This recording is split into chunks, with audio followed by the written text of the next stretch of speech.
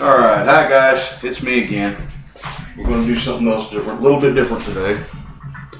We're going to make homemade yeast donuts. See how that works. Now, I got a few things done. What I'm going to do is I'm going to tell you what I had to do to get everything ready. 3/4 cup of sugar. I've got my yeast and everything sitting over there on the far side of the room. Proofing right now, which is just about done. I'm going to mix my ingredients together here. Gotta get my milk started. Okay, what we're looking at here, you need 3 packages of yeast. If you don't use packages, you can use the bottled yeast, which figures up to about 6 3/4 teaspoons in water, about 115 degrees Fahrenheit.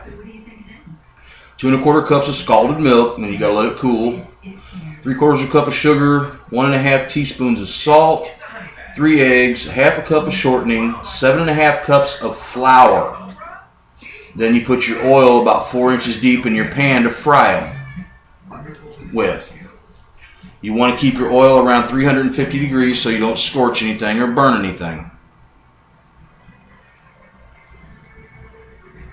First thing I'm going to do is we're going to start by adding all the sugar and the milk and the salt and everything else together in a bowl and mixing it up real good.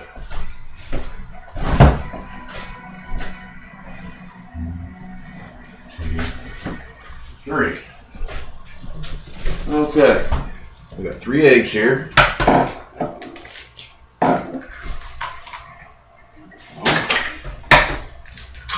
2, 3. Okay, there's the sugar and the salt, or the sugar and the eggs. Now we need salt, shortening, and as soon as my milk gets done and my yeast is done, we'll put those in. Which the shortening is right here, and we need what? 1/2 cup. So, take this, get a spoon, like a small teaspoon or something. Get your shortening out with to put in the mixture. Where do you want this left? Let me see. Sorry here guys, having a little bit of technical difficulties. Alright. Now, your shortening you take and you mix it up, or you put it in your bowl when you're getting ready to do this. It's really not complicated. Of course, I don't do things that are very complicated because, well, if you're like me, sometimes complicated things tend to cause more of a mess than do any good. Try to make things as simple as possible here. Especially if there's anybody that sees this and it's their first time ever trying to do these things. Like you? Oh, I've done these a few times. Not this particular one, but I have done them.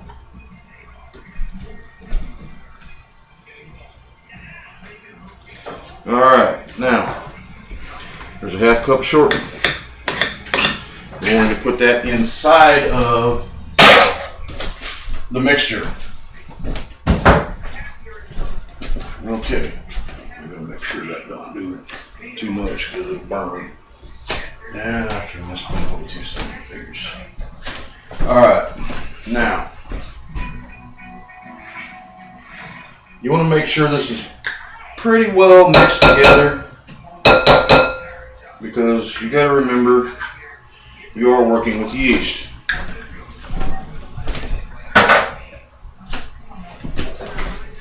Your yeast should proof for about 10 minutes, maybe a little more, a little less, depending. But when it's done, it should be foamy on top. So, and there goes the milk. We're going to scald it for a little while. Get my mixer set up here.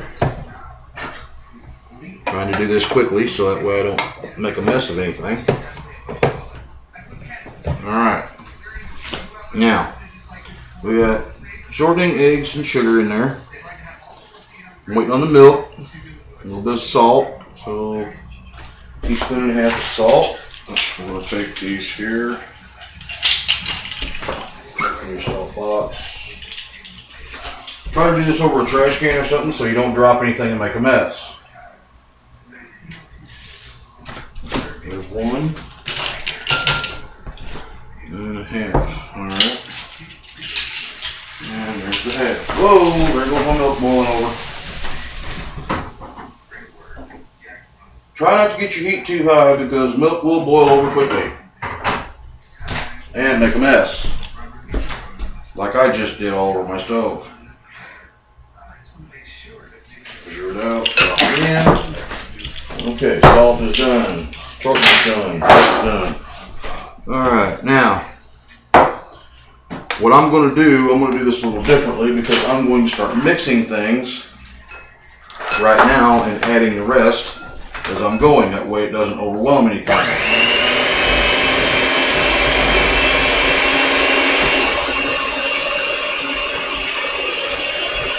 Shortening, if it's all bunched up like mine is out of a cup, it's going to make a mess at first. It's going to swing and go everywhere. But the longer you work with it, the better it'll get. You just got to kind of mix it around a little.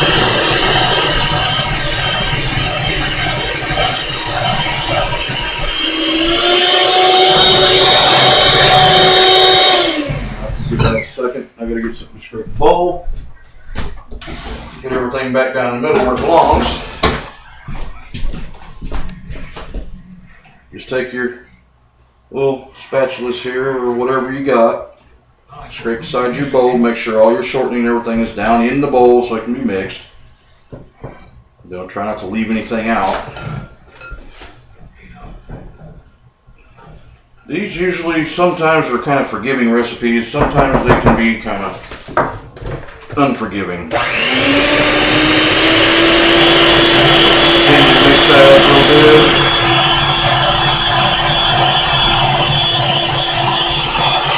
Make sure it's all blended real well.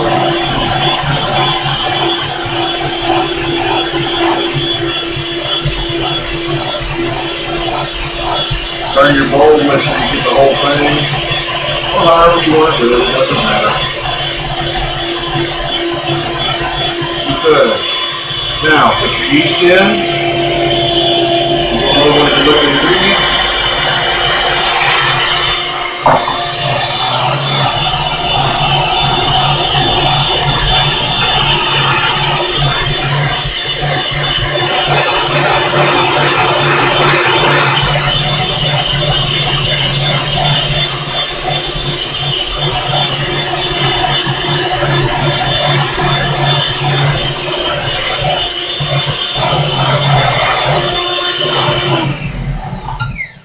Oh, and another thing I forgot to mention, when you're doing your yeast, make sure your bowl is warm. Try not to put it in a cold bowl because you're only dealing with 115 degree temperature, so it's not going to take long to make it cold. You want the water to be pretty as close as you can get to 115, between 105 and 115, as long as you can, because if not, your yeast will not raise right if it's not above 105. So you want to make sure, and where's my other spoon at? You want to make sure, like I said, that it's warm enough to where you don't have to worry about your yeast not activating. Because I don't know how many of you have done it, but if you get yeast that's not activated, it doesn't work very well, and it's very annoying because then you wind up with a big mess. Okay. Alright, now that that's mixed up,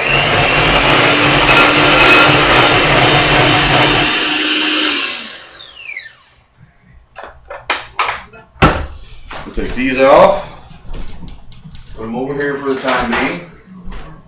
Make sure the milk's good and hot.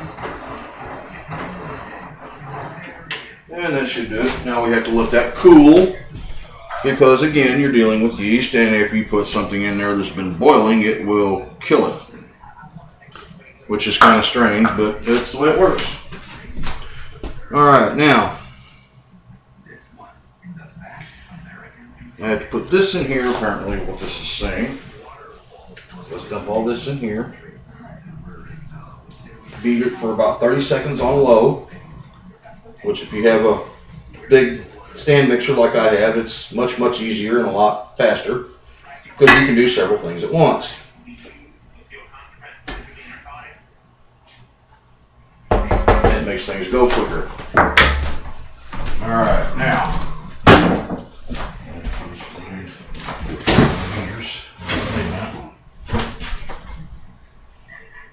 really? Okay, there it is. Alright. Take your whisk attachment. Actually, you want to get a cover to put over the bowl so it doesn't spray flour everywhere whenever you start adding that. Because it will go everywhere. And as soon as I know what I'm looking for, I really need to redo this stuff. There it is. Alright. You take your little handy top there, put on there. Again, make sure your milk is cooled to the point it will not kill the yeast. 30 seconds on low. You can start the timer over here.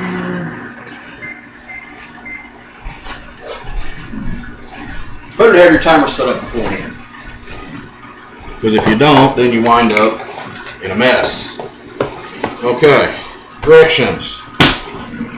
30 seconds on low. Scraping the bowl constantly. Then, after your 30 seconds are over with, you take your mixture for 2 minutes on medium.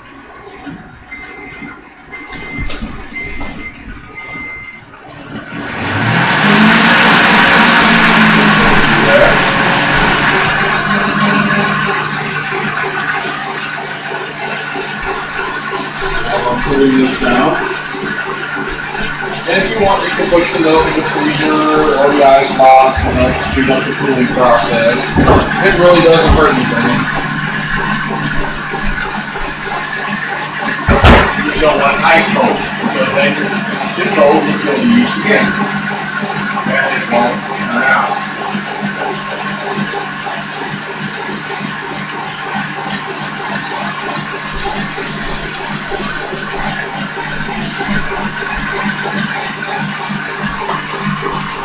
Now,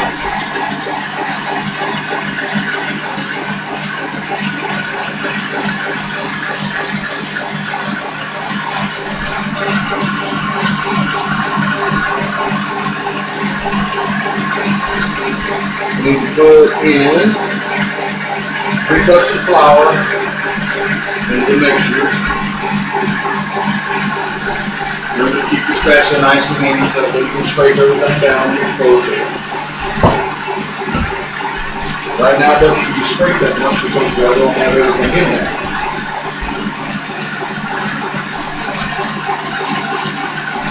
But it's getting closer, I can tell. Mainly because I'm looking at the timer.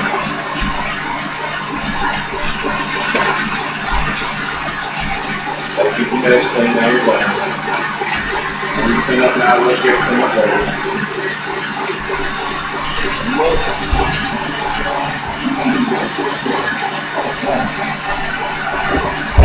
Alright, almost. You want to drop in a couple more degrees so that way it doesn't hurt the yeast. Hurt your mixture over there. If you take the thermometer, test it, that's fine. See what the temperature is at. Try not to touch the bottom of the pan with the thermometer because it will throw your ream off. And we're just about right. Take this back out. Dump your milk in the mixer.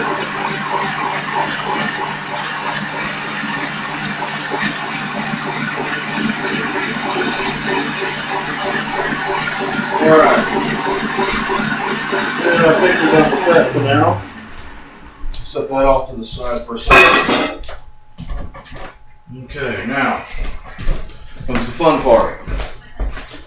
Take your whisk off. As you can see, it gets kind of gooped up there. Get your dough hook out, or you can use a small hand mixer, but you need to be careful because after a while it will burn one up. Put this back in here. Add 3 cups of flour, which I have 7 cups here, so, and, well, right there.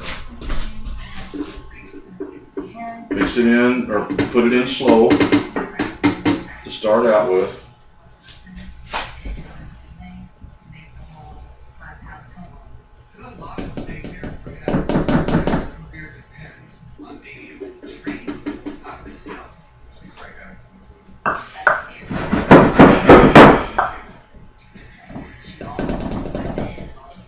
Like I said, make sure that you have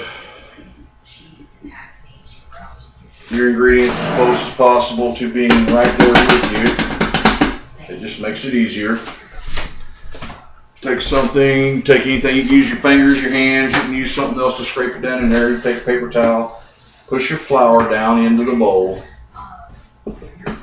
And we're going to do the 30 seconds on low again, just to get things started. Remember, set your timer first.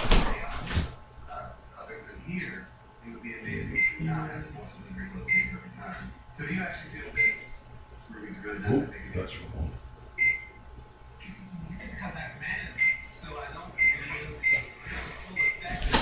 Okay, once that starts, on low, like I said, scraping the bowl. You're supposed to do it constantly.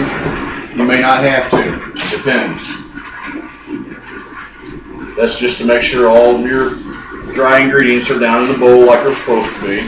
Make sure we didn't forget anything.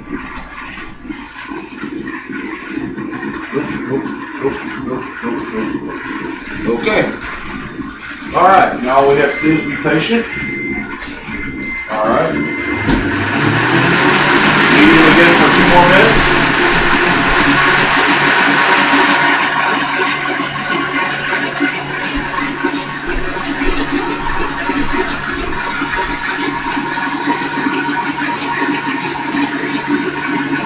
Now, while this is going, what you're going to do is add the remaining amount of your flour.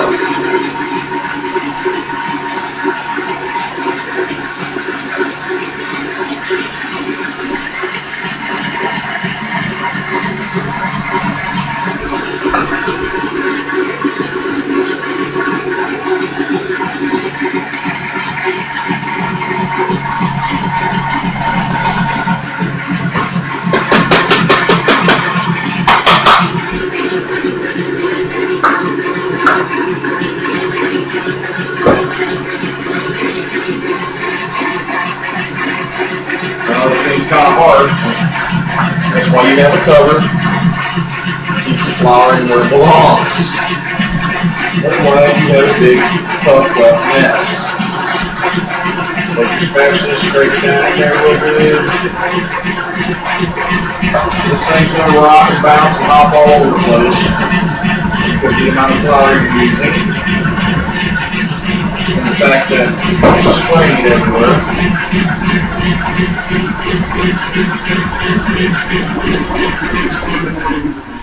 Okay, we're going to turn this down on low and let it mix nice and easy.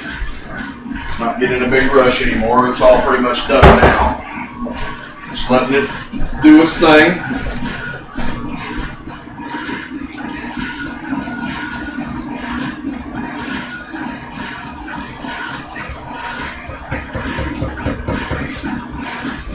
Alright, now, doing it this way kind of takes care of the need to knead anything because your dough is already mixed thoroughly.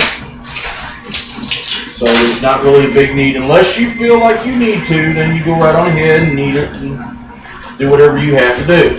I'm kneading. It's not going to come out real heavy. It's going to come out kind of soft, kind of sticky at first. So what you want to do, stop this for a minute, pick this up. Okay, I gotta find what to do with it. Is it over there? Nope, there it is. Alright. Now remember what I said about scraping the bowl. Because if you don't, all the flour that's up on top, when you go to dump this out, is going to go everywhere and make a big mess. So, you're going to make sure all your flour is down in the bowl properly where it's supposed to be. Sometimes it's kind of hard to get around these things because they're not always very cooperative about where they stop. Put this back down. Back on low for a little bit. Let all that mix up real good. Oh, excuse me.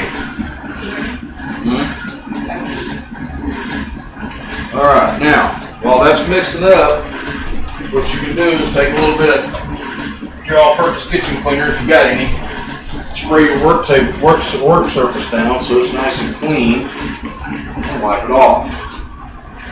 And rinse it off. Yeah, you want to rinse it so that way you don't get any residue in your dough and you go to fry it, it blows up on you or anything like that. I'd like to see that. Or makes you sick, either way. How's the injury?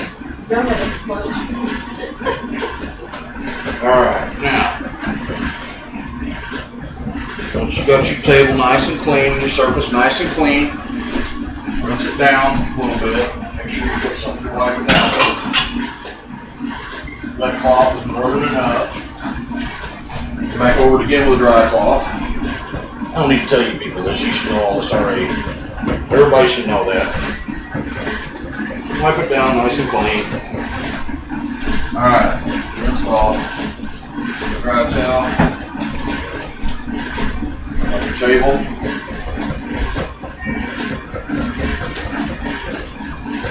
Anybody can do this if you have enough patience.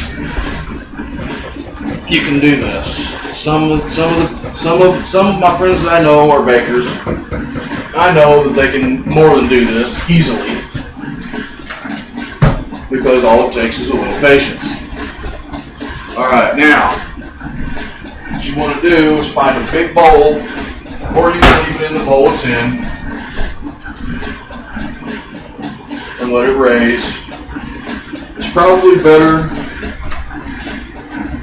to take it out, but like I said, you don't have to. It's not a rule that you have to take your dough out of one pan and put it in another one and make more.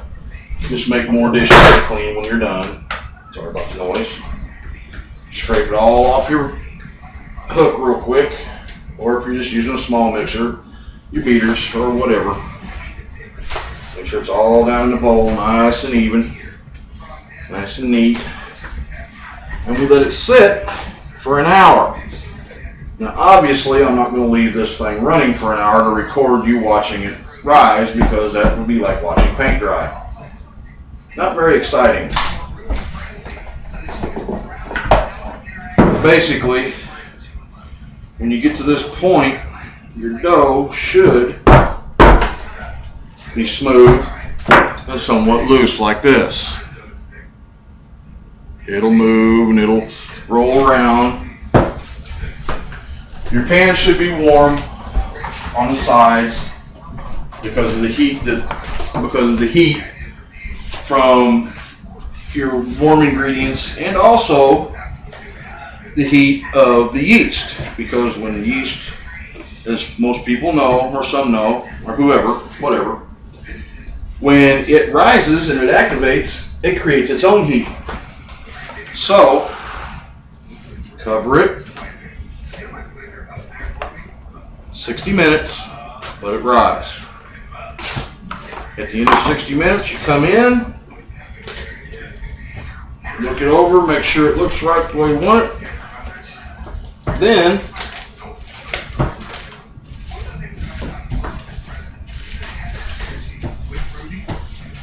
and in 60 minutes, when the then comes, I'll tell you. But for now, that's your first set of steps.